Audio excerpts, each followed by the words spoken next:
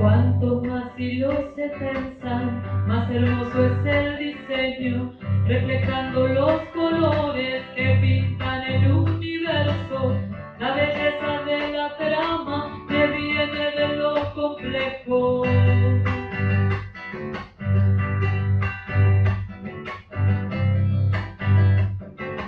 Requiere mucha paciencia hacer un tejido nuevo. Hay que ponerle coraje, bordar gozo y sufrimiento. Con la fuerza de tus manos, los latidos de tu pecho.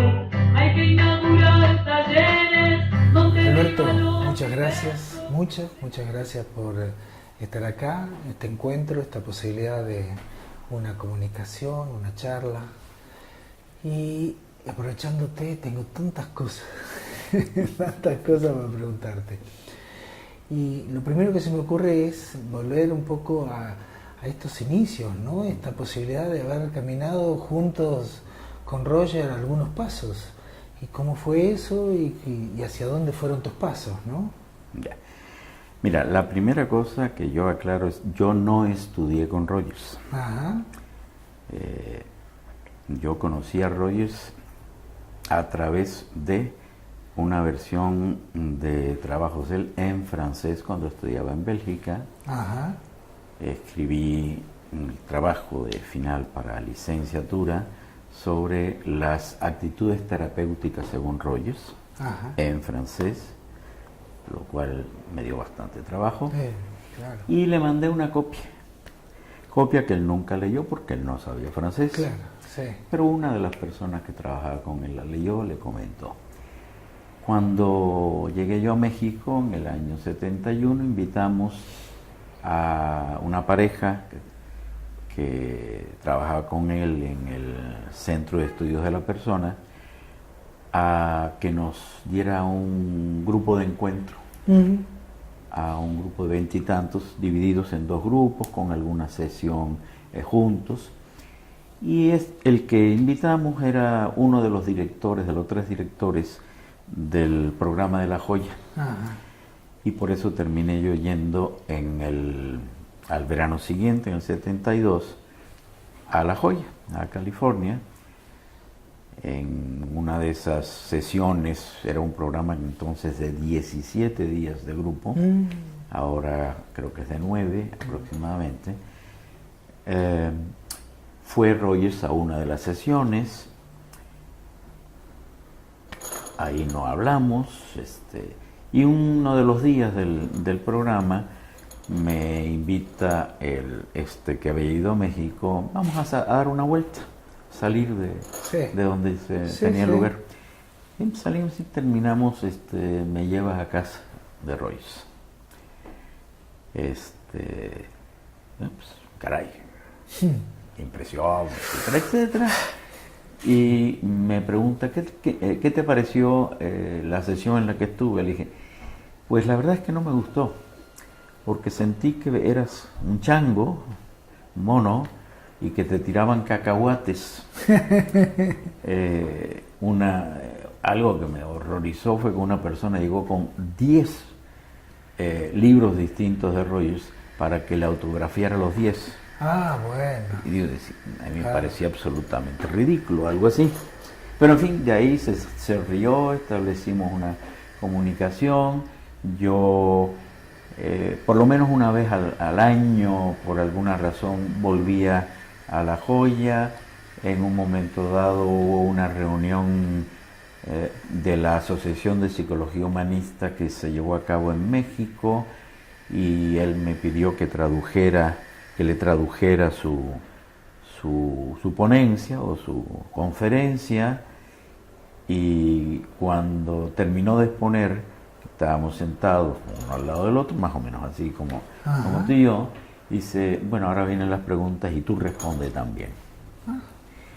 Que era muy, muy típico de él, no le gustaba que toda la atención se concentrara en él. Claro. Y yo creo que también, y agradecerlo, el hacer que gente que estaba con él, el reflector también lo iluminara un poquito. fuimos teniendo otras actividades, lo invitamos a una actividad de unos 9 días y hasta que en un momento yo, revisando bibliografía para mi curso, me dije, qué interesante sería conocer a toda esta gente. Digo, ¿cómo le puedo hacer? No, pues no tengo dinero para ir a verlos a todos uno por uno, quién sabe si me reciban. ¿Y qué tal si los invito a que vengan? Y dije, calculo, a ver, si hago una reunión para 2.000 personas, puedo invitar a los 100 que quiero y de cada 20 saco el dinero para que venga uno. Y digo, sí, estupendo, pero yo no voy a tener tiempo de ver a nadie si tengo 2.000 personas que atender. Claro. Entonces, bueno, y si invito a gente a que venga a compartir, a intercambiar entre ellos.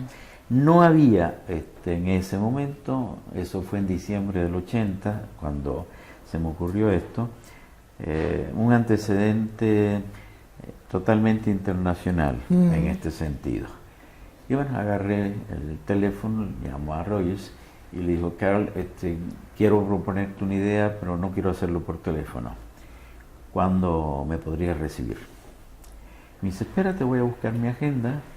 Vuelve y me dice, ¿qué te parece el 1 de enero a las 10 de la mañana? Ahí. 1 de enero. 1 de enero a las 10 de la mañana. Y bueno, pues el 31 de diciembre, avión a La Joya, a San Diego. Nos recibió él le gustaba preparar ensaladas. Él prepararlas con una ensalada que la acabó de hacer, no sé qué, hablamos y yo le dije, mira, quiero darte una fiesta de cumpleaños por los 80 años, para el 82, celebrar tu cumpleaños en ese año, aunque fue en julio, y la fiesta consistiría en reunir amigos tuyos, gente que ha estudiado, tus ideas, y que podamos intercambiar entre nosotros en un nivel de horizontal, no los que van a hablar y los que van a escuchar, sino compartir lo que tenemos. En fin, hablamos de distintos detalles de esto y también tal vez te sorprende y algunos también más todavía. Me dicen, me parece bien la idea, ahora escribe un proyecto y mándamelo. Claro.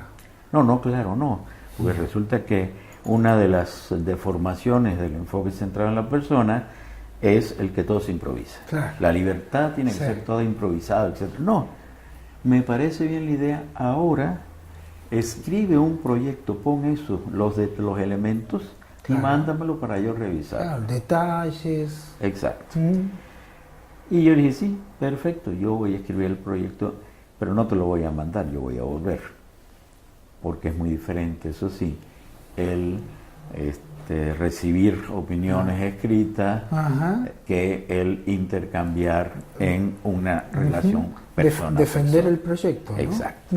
Y bueno, pues eso hice, fue evolucionando las cosas y de ahí salió el primer foro internacional del enfoque centrado en la persona, que el año que viene vamos a tener otro más, esta vez va a ser en Rumanía, en un lugar donde no ha habido eso, en Europa Central.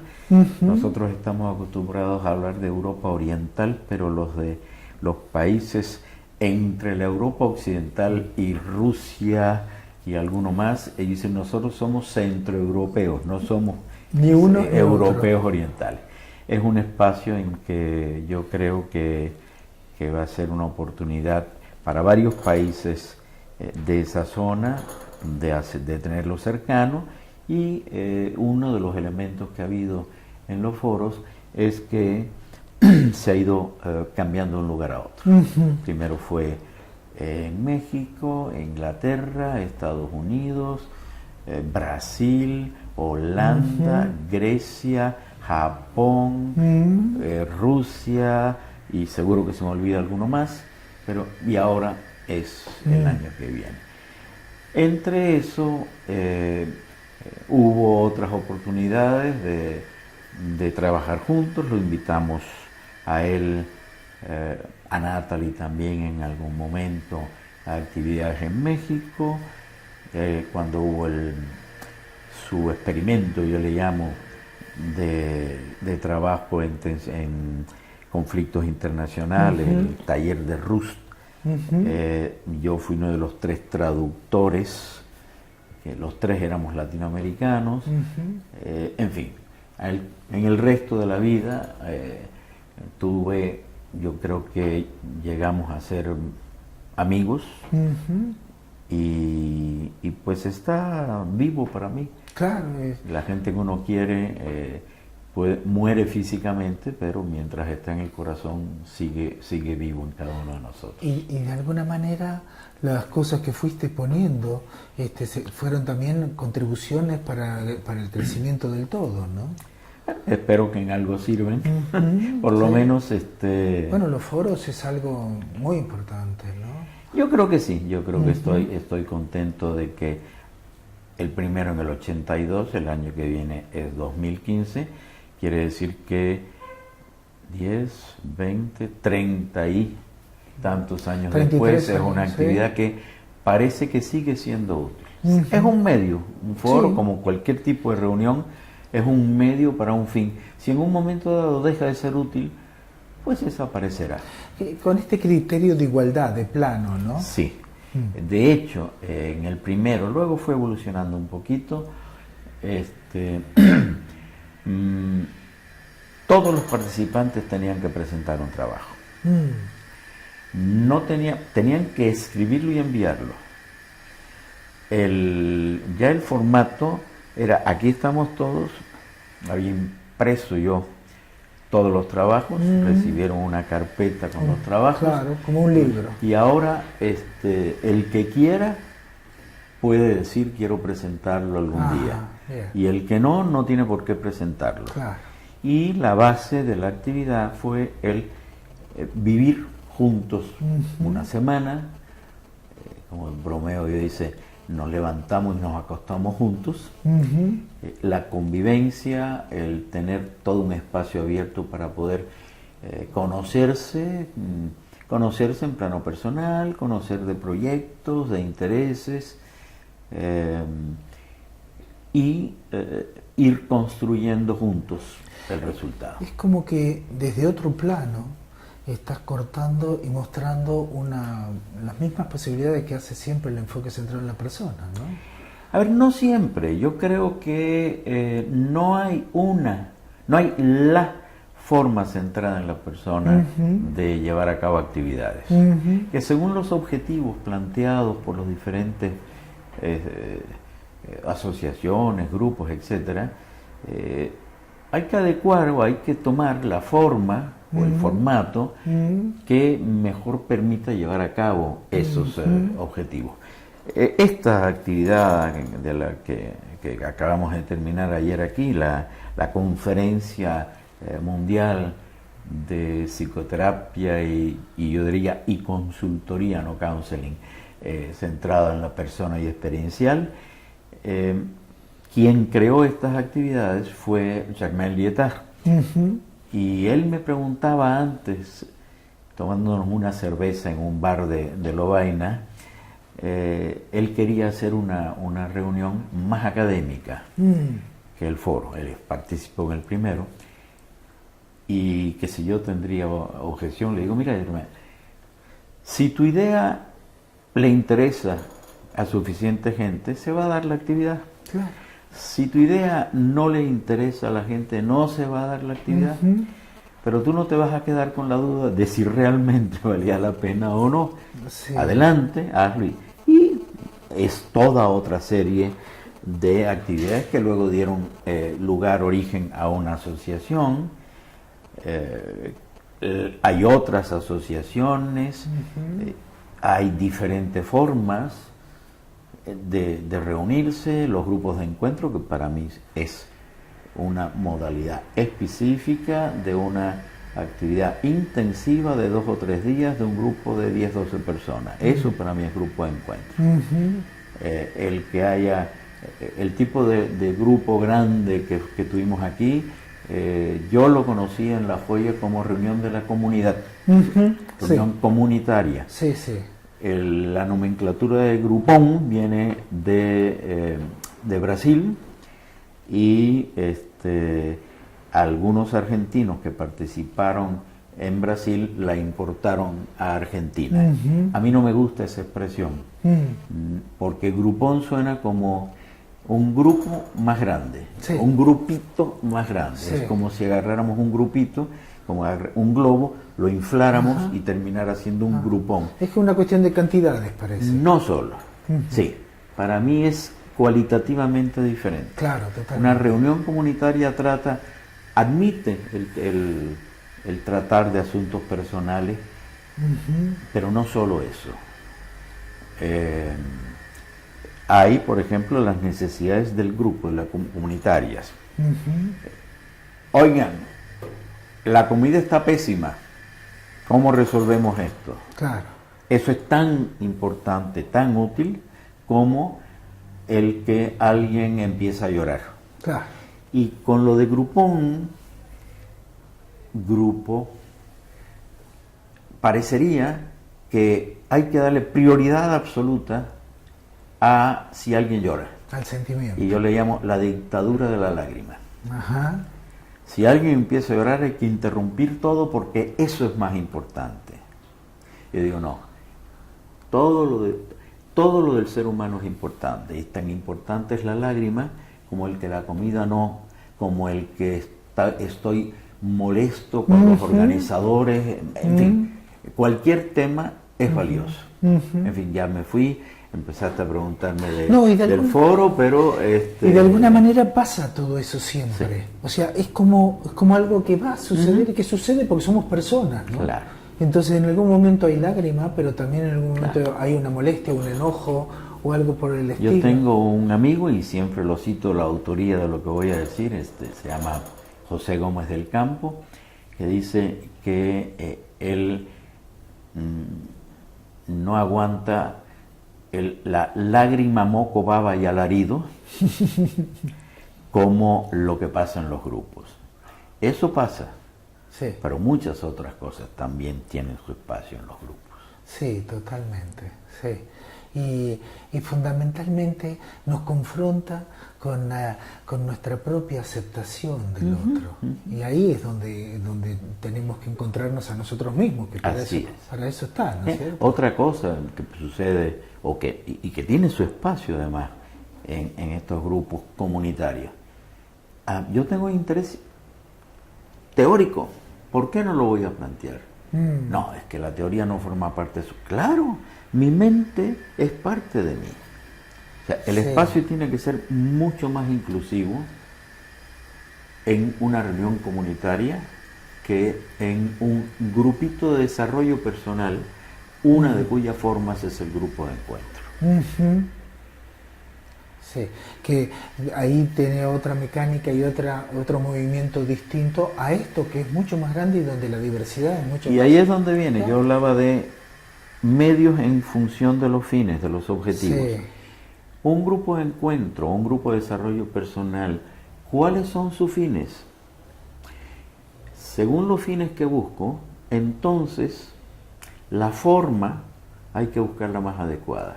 Y el contenido también responderá a los fines.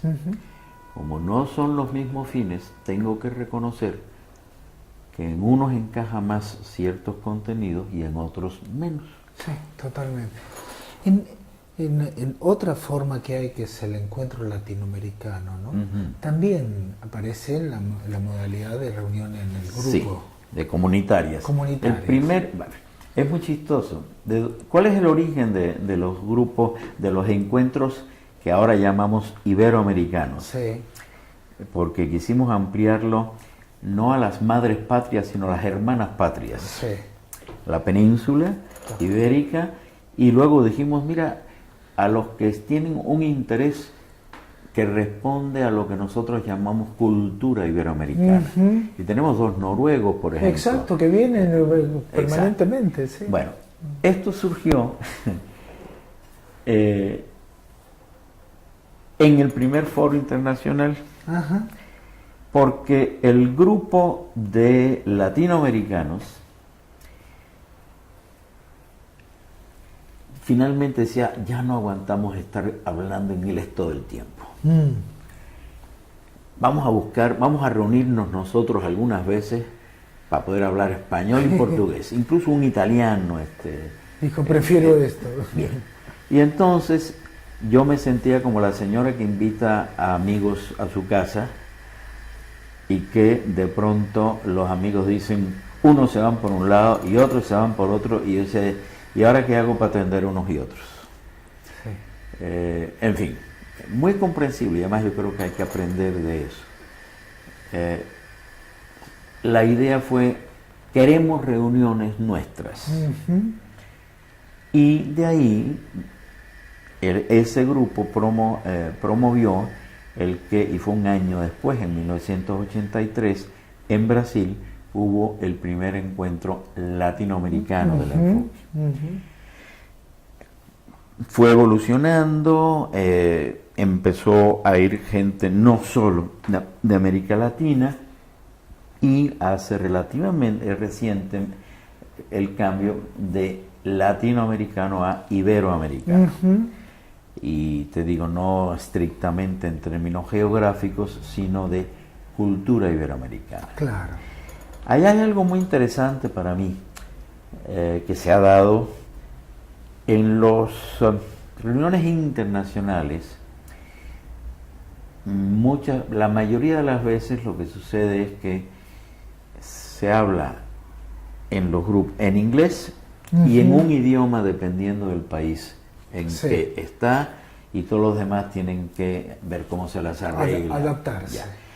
En los encuentros iberoamericanos yo creo que está mucho más aceptada el que hay la diversidad de idiomas, la comunicación se dificulta por la diversidad de idiomas y compartimos la dificultad.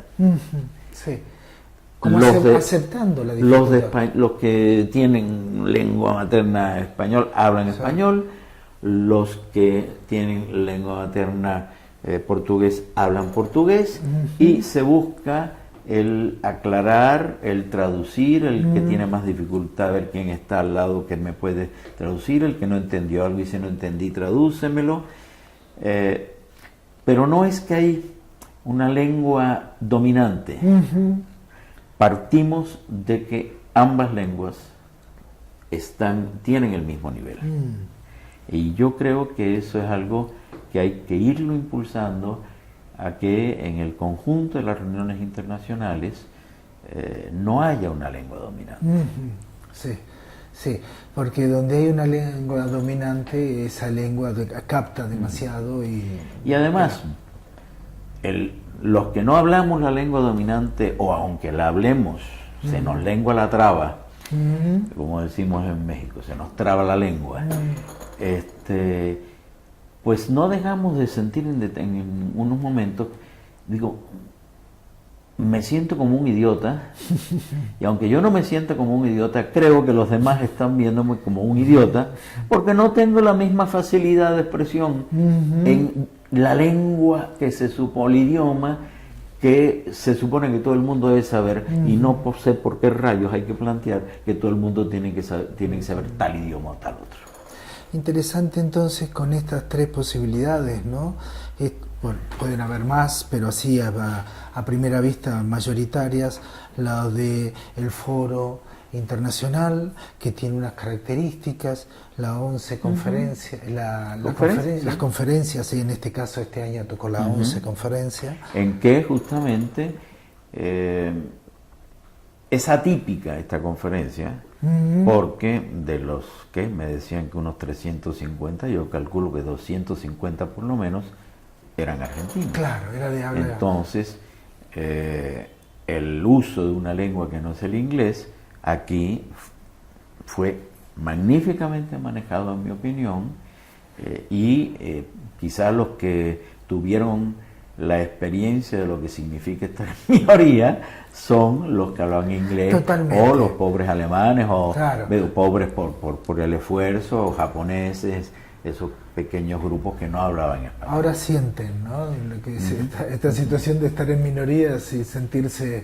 Y por último, esto de los encuentros iberoamericanos del enfoque central de la persona, que es otra forma de experimentar, ¿no? Y hay otras.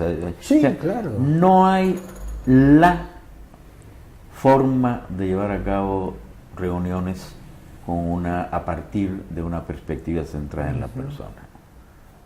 Y habiendo llegado a este lugar, me pregunto, más allá del concepto de tribus o no tribus, ¿no?, que puede llegar a tener una rispidez, pero ¿cómo ves hoy el enfoque centrado en la persona? Mira, la primera persona que empleó esta expresión de tribus fue Margaret Warner, que estuvo en la conferencia acá. Estuvimos con ella, sí.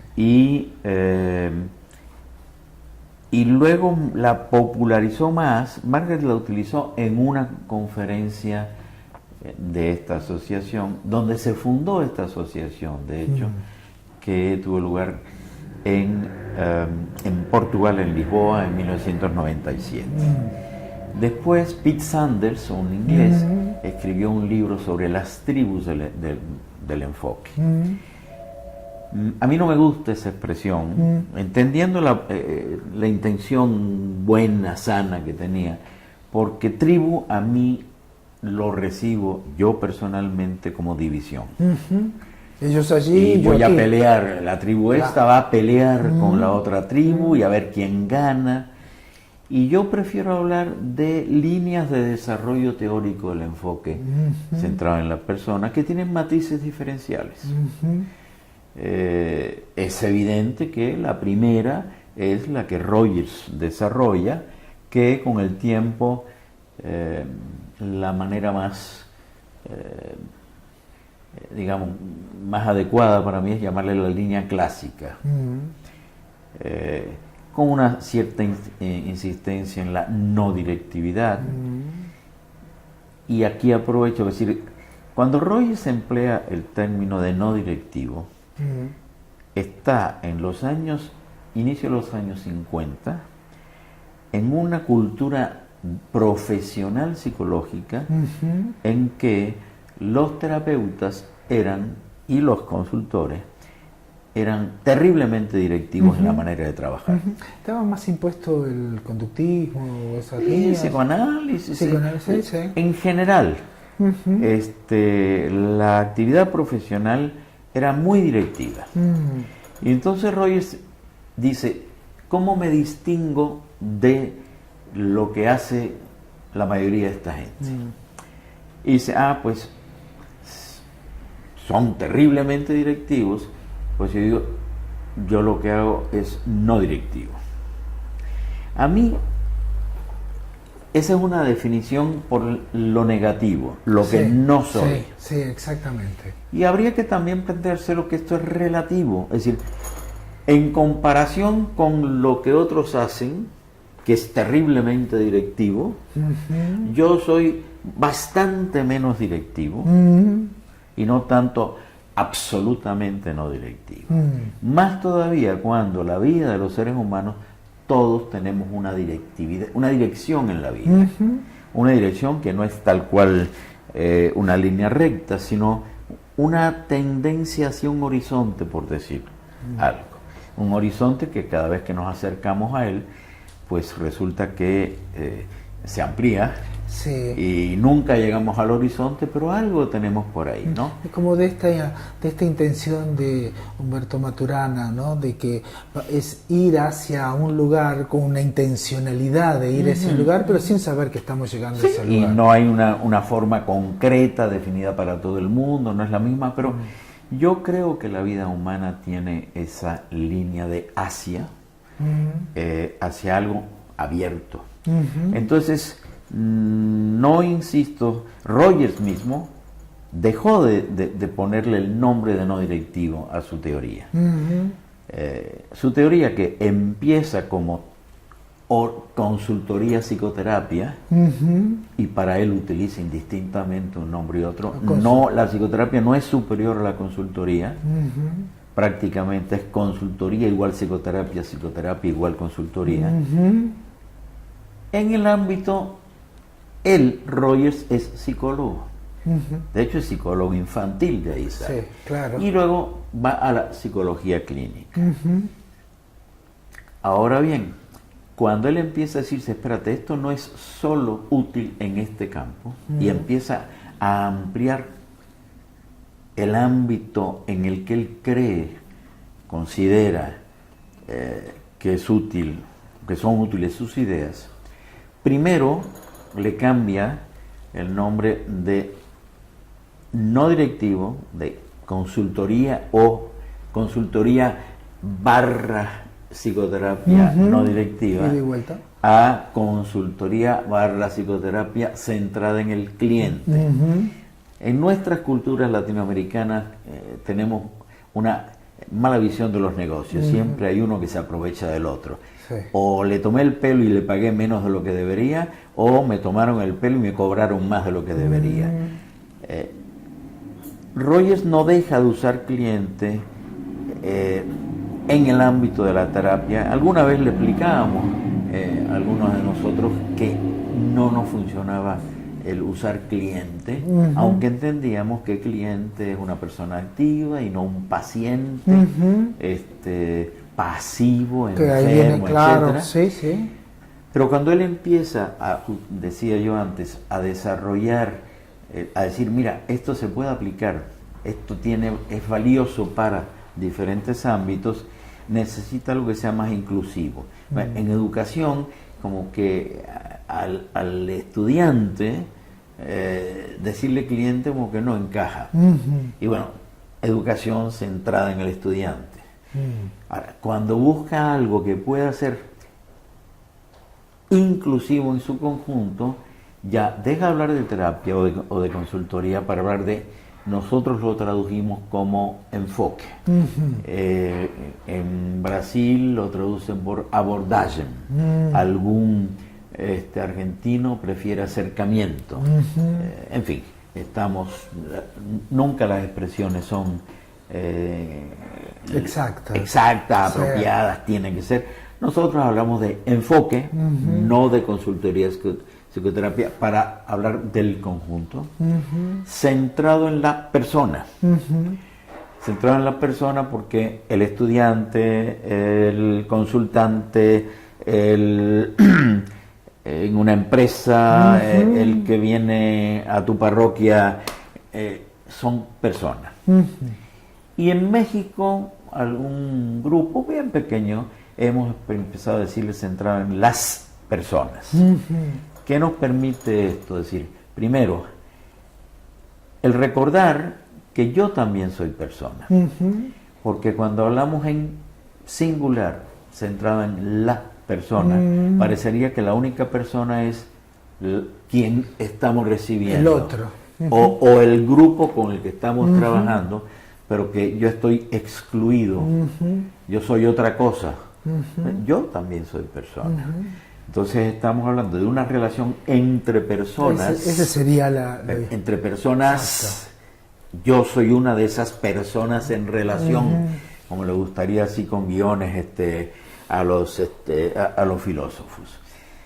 Y por otra parte, el que simplemente añadirle esas heces nos permite insistir en el carácter social de la teoría de Rogers. Porque el singular invita a una visión individualista, mientras enfoque centrado en las personas, simplemente le ponemos la S más, no cambiamos todo, no le añadimos 20 cosas, pero es una manera para nosotros decir, esto es una teoría social. Y es inclusiva, ¿no? Inclusiva, pero no solo inclusiva, no es solo de las relaciones de individuo a individuo, es de relaciones en la sociedad. Con todo lo que atraviesa. Con todo lo que atraviesa. O sea, vamos, aquí ya planteé la evolución de Rogers y lo que le enmendamos la plana a Rogers a algunos mexicanos. Que además es muy valioso, no el nuestro, no nuestra enmendadura, sino el que tenemos que atrevernos a no hacer equivalente lo que Rogers aportó maravilloso con algo así como que el nuevo Moisés que llega con el libro Rogers y baja del Sinaí, no se le puede añadir nada. Claro. Y de ahí salen esta idea de las líneas, ¿no? De ahí salen las líneas, y de ahí está Gendling, que plantea justamente la importancia del cuerpo, del cuerpo como medio para ponerte en contacto con la experienciación.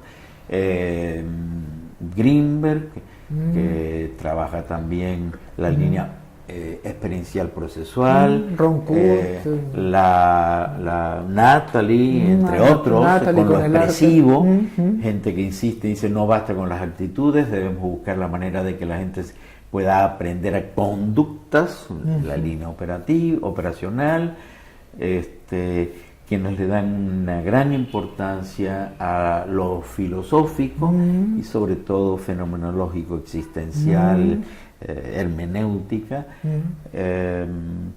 la gente que insiste en la importancia sistémico, caótico, algunos con la influencia analítica.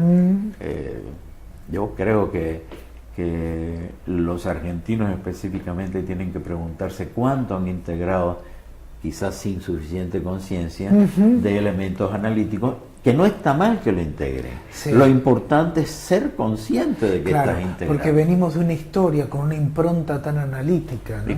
Argentina en América Latina es el país del psicoanálisis. Sí. Sí, total. Y de alguna manera estamos impregnados con algo de eso. Sí. Lo importante es saberlo, nada más. Que Sí. esto Y decir, ¿y ahora qué hago con esto? Claro, sí. Ni rechazar, porque como mi papá era así, yo tengo que ser lo contrario, lo cual se convierte simplemente en que me vuelvo el negativo de, pero soy exactamente igual que mi papá, lo que era blanco es negro, lo que era negro es blanco. Sí. No hay que rechazar todo. Claro. Sí decir, ¿qué es realmente mío? Lo asumo, y qué descarto. ¿Yo? Lo que digo de esta posible influencia analítica lo puedo decir de cualquier otra línea, cualquier pensamiento. Sí, de que de alguna manera también es una línea que estamos impregnados con algo más, ¿no? Se me olvidaba, otra de las líneas es la trascendental. Ah, ya está. Que es la gente que insiste en los aspectos espirituales. Sí. Para muchos le llaman religioso, otros manejan cuestiones pastorales, pero en términos teóricos eso es el que el ser humano no está completo sin este ámbito. Y eso no quiere decir creer en un Dios. No. Yo digo, el marxismo tiene su idea de trascendencia. Sí, claro. El hombre nuevo, el paraíso del proletariado, Totalmente. esto es el cómo romper con los límites supuestos de lo que son las personas por algo más que. Entonces, no es el decir te tengo que bautizar o circuncidar o lo que quieras. Es algo que es parte de la existencia humana. A mí me pasa, y tengo sensaciones a veces, que en esta expansión, ¿no?, de las líneas se van abriendo, se abren y toman campos, y en esos campos quedan de pronto fronterizos con otras cosas que de pronto, por lo menos a mí me asustan, incluso me provocan temor, ¿no? Sí. Por ejemplo, quedar muy cerca de una cosa como New Age o algo así. Mira, para mí mi criterio es, yo puedo tomar elementos de donde vengan, siempre y cuando el conjunto sea coherente, sea una síntesis coherente, sólida y coherente. Como con una epistemología. Síntesis, no una revoltura. Ajá. No es, el otro día comentaba yo, como cuando en la casa decimos, ¿qué queda de ayer? Claro. Pues sacamos todo lo que hay en el refrigerador, lo tiramos, a lo mejor resulta algo estupendo. Sí. Pero yo no sé ni qué metí y no lo puedo repetir. Claro. Y además no me digo, ¿y esto qué quiere decir? ¿Esto de dónde viene? Sí. ¿En qué me baso? Sí, Eso es una revoltura, sí, un popurrí, sí. popurrí, una olla podrida. Ujú. Eso para mí no me convence. Claro, ahí está la frontera. No el contenido, Ujú. sino en cuanto esto logro integrarlo en un conjunto sólido y coherente, Ujú. una síntesis sólida y coherente. Y el cuestionamiento, entre otras cosas, ahí viene, por ejemplo, esto. ¿Cuál es nuestra concepción de ser humano? Si nuestra concepción de ser humano es un ser autónomo, con capacidades, etc. Es que hago esto porque funciona. Espérate, ¿qué tipo de ser humano estoy impulsando a través de lo que hago? Ujú. Ahora, entonces no le puedo enseñar a un niño a amarrarse los zapatos, como Ajá. dicen ustedes acá. Sí, atarse. Bien, porque eso es conductual. Ujú. El sentido para mí o el significado es ayudarlo a adquirir una mayor autonomía y una mayor autoestima. Acá está. Y si le voy a enseñar, vamos a seguir los pasos, mira, primero haces esto y lo otro, y muy bien, ahora ya sabes atarte los zapatos, ¿cuál es el problema? Claro. ¿Eso es conductismo? No. No, no, no. De alguna manera, ahora me brotó esta idea, la idea de la consultoría, ¿no? O sea, la idea de lo que Roger llamó counseling, ¿no? Rogers llamó counseling porque es la palabra en inglés. Sí, claro, pero... Y si Rogers hubiera sido argentino, no lo hubiera dicho, no lo hubiera llamado counseling. Le hubiese dicho lo consultoría. hubiera hablado en español. Consultoría, hubiese dicho. Y por eso, bueno, una de las cosas que buscamos en este libro que salió ahora es el que todo esté en español. Claro. Tradujimos todas las expresiones utilizadas en inglés, señalamos en cada caso, esto lo utilizamos cuando en inglés se dice tal cosa, pero por favor, tenemos que, una parte de lo que es nuestra identidad, Claro. es el poder expresarnos en nuestro propio Sí. idioma. No hablamos de focusing, hablamos de focalización. Sí. En fin, de una cosa y de otra. Si vamos a hacer que nos entiendan nuestros compatriotas. Sí. Pues parece que usamos una especie de lenguaje críptico, misterioso, que mientras menos la gente entienda, debe ser más profundo. Claro, debería ser totalmente al revés. La gente debe entenderlo Claro. mucho más. Y ahí viene, es decir, para mí, lo que se hace es consultoría. Consultoría en distintos campos. Lo que ustedes, bueno, a ver, lo que la mayoría de los consultores argentinos hace, yo no le llamaría, hasta hace poco todavía andaba buscándole, yo no le llamaría consultoría psicológica, sino consultoría personal. Sí, exacto. Exacto. Porque no es solo psicológica. No hay, la identidad nuestra en nuestro trabajo es más educativa que psicológica. Nosotros buscamos el que la gente desarrolle sus potencialidades, no curamos enfermedades. No, totalmente. Entonces, consultoría personal, que aquí podemos incluir la consultoría de una familia. Sí, totalmente, una pareja. Exacto, la consultoría educacional en el ámbito de aprendizaje, la capacitación que se lleva a cabo en empresas, pero es una consultoría de carácter educacional. Consultoría organizacional, cuando trabajamos en formación de equipos, por ejemplo. Eso es una consultoría organizacional. Cuando trabajamos, consultoría social, cuando atiendo, por ejemplo, a cómo una congregación religiosa realmente puede vivir como una comunidad. Una Sí, congregación sí, religiosa es un grupo social. Sí, sí, totalmente. O un pueblito. Ajá. un pueblito de provincia, cómo los ustedes le llaman alcalde o cómo le llaman a la autoridad, el intendente y el maestro y el médico y el farmacéutico y el líder de tal partido tal otro, no me voy a meter en la política interna argentina, y el hombre de la calle, cómo pueden trabajar todos en pro del bien común de la comunidad. Ese es el ámbito social, comunitario, político. Puedo poner un ejemplo. Imagínate, che, el día que cada diputado en el Congreso argentino tuviera un consultor social que le dijera, oye, ¿y en qué ayuda esta ley a los intereses del pueblo?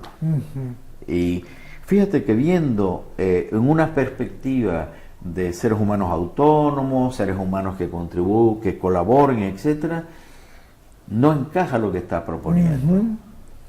Bueno, ese es un campo que no hemos abierto prácticamente, pero que existe, Sí. Y también distinguiendo de una línea teórica, sino de un campo de aplicación y de trabajo, la línea que todavía no encuentro la expresión diferente de trascendental, pero que es trabajo en este ámbito. Hasta hace relativamente poco, los únicos que los hacían eran curas y monjas. Pero esto va variando y va habiendo cada vez más personas que trabajan en este campo, con diferentes perspectivas. Y no es solamente sacerdotes católicos, rabinos, de otras creencias, que buscan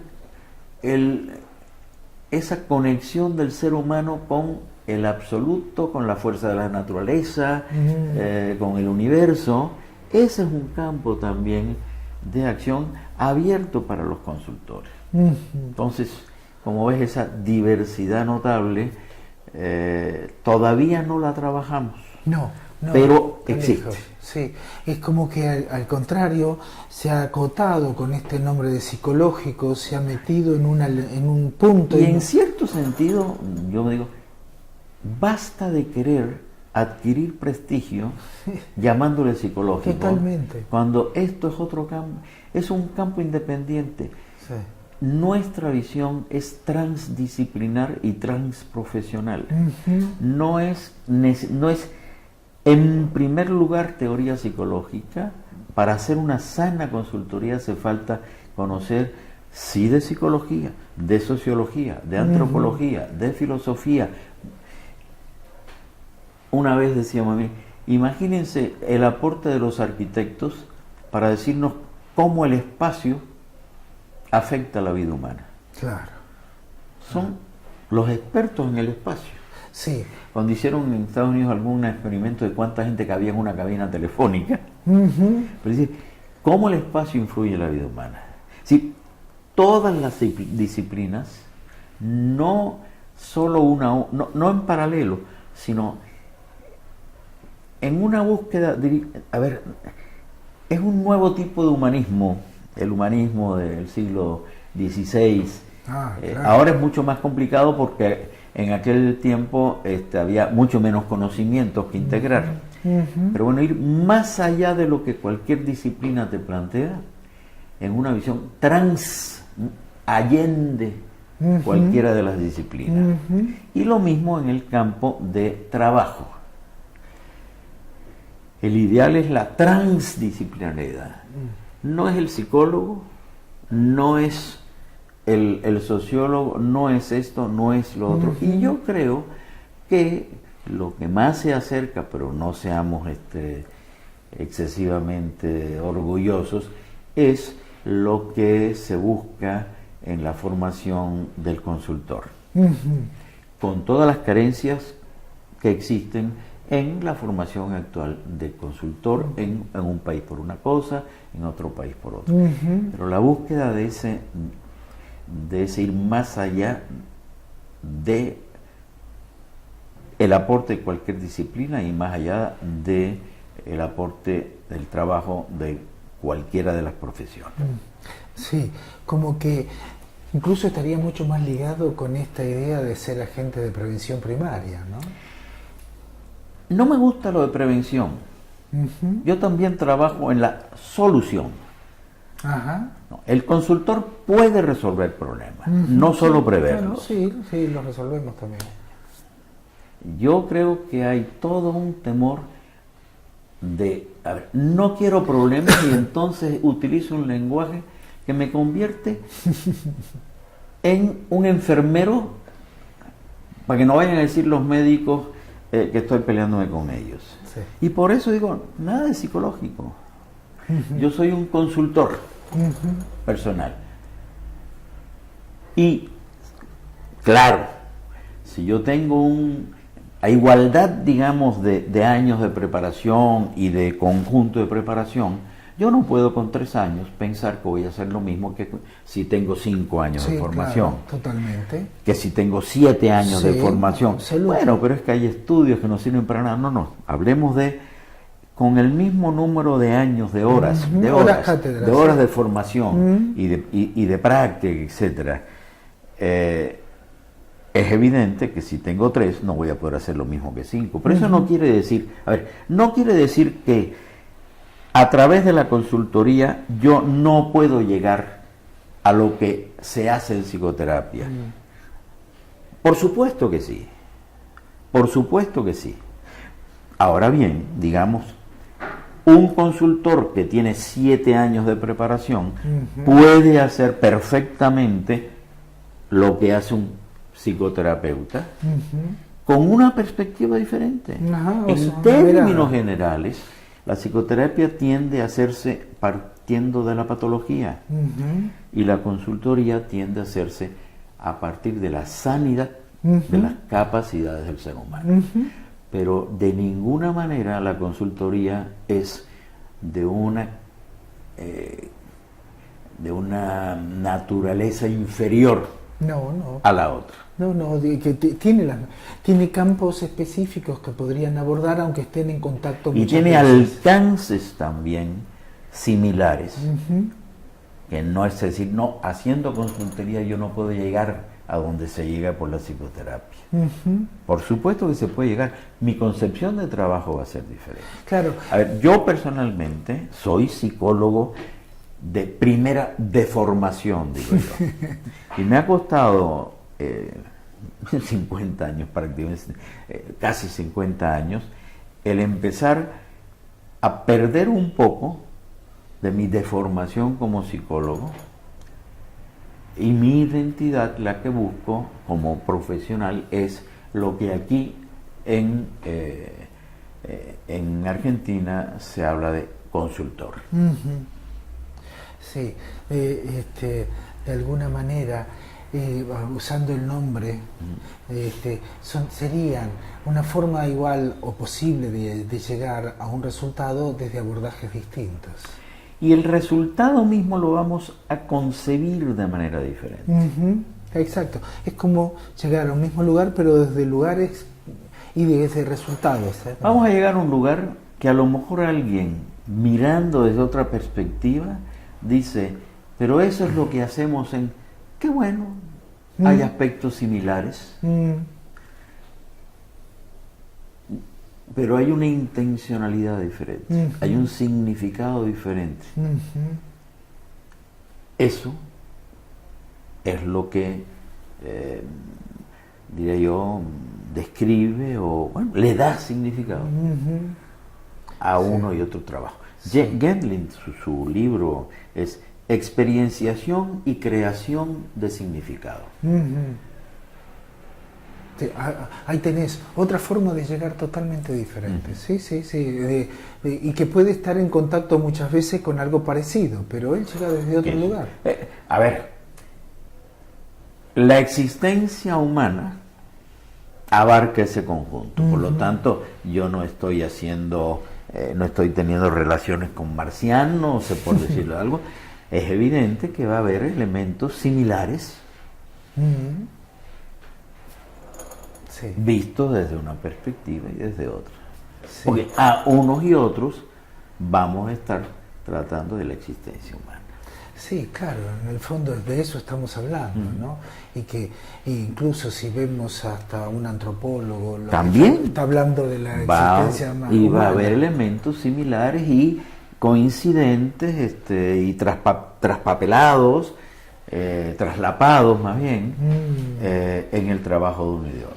Hay como entonces como distintos temores, ¿no? Este temor a las palabras, que usando palabras en inglés y que queremos darle un significado que no lo tiene, es eso, nada más. Y yo creo que nosotros los que estamos dentro de esta línea tenemos que perder el miedo a construir nuestra propia identidad y dejar de estar buscando el prestigio que da el emplear la terminología de otras entidades profesionales. Sí, sí, totalmente. Empezar también a tener el tener una identidad es conocernos como grupo, como colectivo, conocernos plenamente y aceptarnos como somos. Y el de presentarnos ante los demás de una manera que contribuya a que nos puedan reconocer. Claro, claro, sí, sí, de esta forma. Y eso pide cooperar entre nosotros. Sí. Y somos malísimos para trabajar en conjunto por un bien común, sí. Y somos buenísimos en sabotearnos mutuamente. Conozco gente entonces. Yo voy a hablar de México. Yo más de una vez he dicho que los principales responsables de que el enfoque centrado en las personas, para usar mi terminología, en México no haya llegado más adelante, son las peleas que hemos tenido entre nosotros y los sabotajes que nos hemos echado unos a otros y todo lo que hemos hablado mal de lo que hacen los otros, porque yo soy el que tiene la verdad y los demás están equivocados. Como hablo de México, a buen entendedor para pocas palabras, o como decía, el que tiene oídos para oír que oiga. Ese me gusta. Pero esto es en general, esto es para todo el mundo. Alberto, te quiero agradecer muchísimo, muchísimo esta posibilidad, una mirada amplia, muy, muy completa de dónde venimos y hacia dónde estamos yendo y las posibilidades hacia dónde podemos ir todavía. Así que muchísimas gracias. Yo solamente tengo que decir que a mí me da mucho gusto volver a encontrarnos y quiero dejar constancia de que tenemos unas empanadas pendientes. Sí, esas empanadas pendientes que nos quedaron, todo por el viaje largo. Eso me pasa por vivir en el sur de todo sur. El sur también existe. Alberto, te queremos dar este pequeño obsequio, es una pequeña muestra del agradecimiento que tenemos para que nos recuerdes, no sé si tomarás café, té, Sí. alguna hierba típica de ustedes. Y también mate, tengo una colección de mates y de bombillas en casa. ¿Sí? De bombillas. Bombillas. Que nos vayan sosteniendo, hilvanando la utopía con los hilos de sus sueños. Hay que inaugurar talleres donde viva lo diverso, refugios de la esperanza, lugares de nacimiento, donde nadie quede afuera de la fiesta y del encuentro.